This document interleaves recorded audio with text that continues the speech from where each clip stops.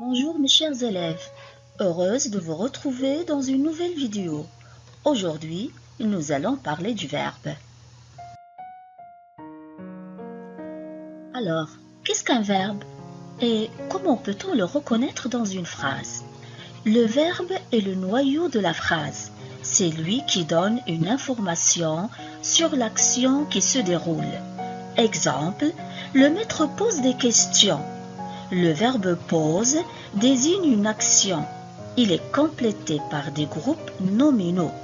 Nous avons le groupe nominal sujet et le groupe nominal complément. Ce sont deux groupes différents. En général, le verbe exprime une action. On l'appelle verbe d'action. Exemple, nous apprenons, tu réponds, elle s'assit, l'enfant joue. Tous ces verbes expriment une action faite par le sujet. Certains verbes expriment un état.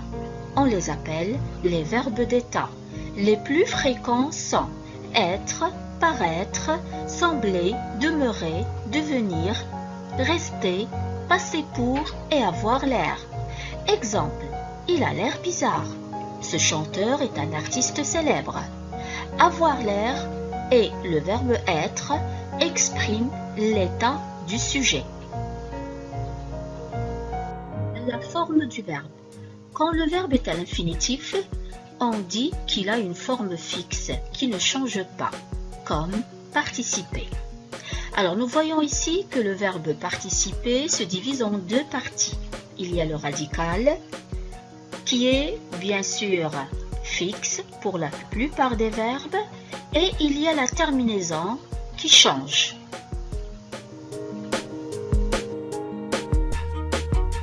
Pour la plupart des verbes, le radical ne change pas. Nous avons ici l'exemple du verbe présenter. Alors, au présent, on dit je présente. À l'imparfait, je présentais. Au futur simple, je présenterai. Au passé simple, il présenta. Au passé composé, nous avons présenté.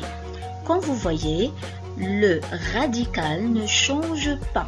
Il est invariable et c'est le cas pour la plupart des verbes. La terminaison change selon les pronoms personnels. Je, tu, il, elle, etc.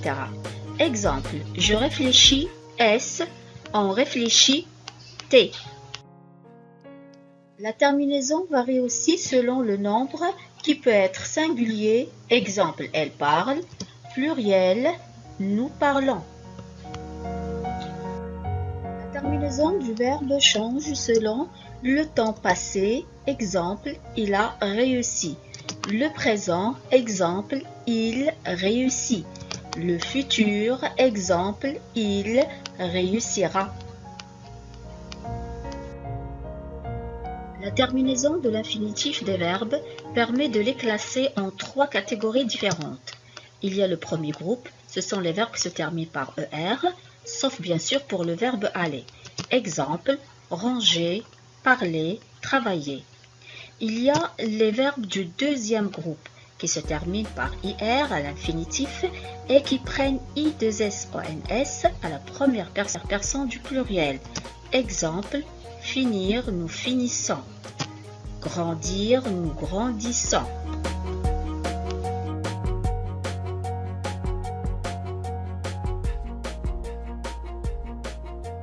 Les autres verbes appartiennent au troisième groupe. Exemple, voir, voir, recevoir, apercevoir. Il y a RE comme vendre, mettre. Il y a IR et bien sûr ONS à la première personne du pluriel. Exemple, partir, nous partons. Et finalement, il y a le verbe aller qui est un verbe irrégulier qui se termine par ER et qui appartient bien sûr au troisième groupe.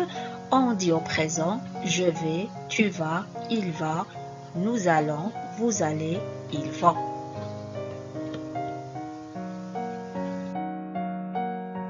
Attention, Les verbes être et avoir n'appartiennent à aucun groupe.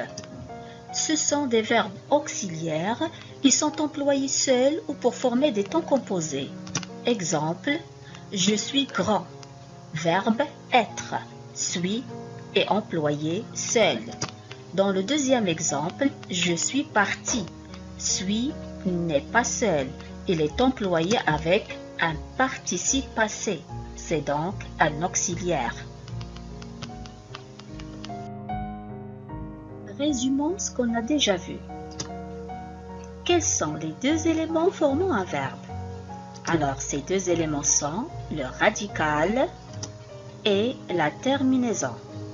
Exemple, faire.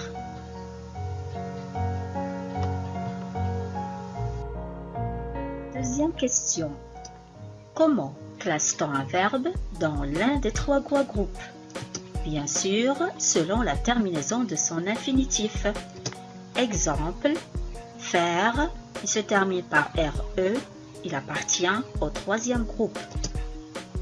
Jouer se termine par ER, il appartient au premier groupe. Alors, dernière question. Selon quoi la terminaison d'un verbe change-t-elle? Elle change selon le pronom personnel, selon le nombre, singulier ou pluriel, et enfin selon le temps.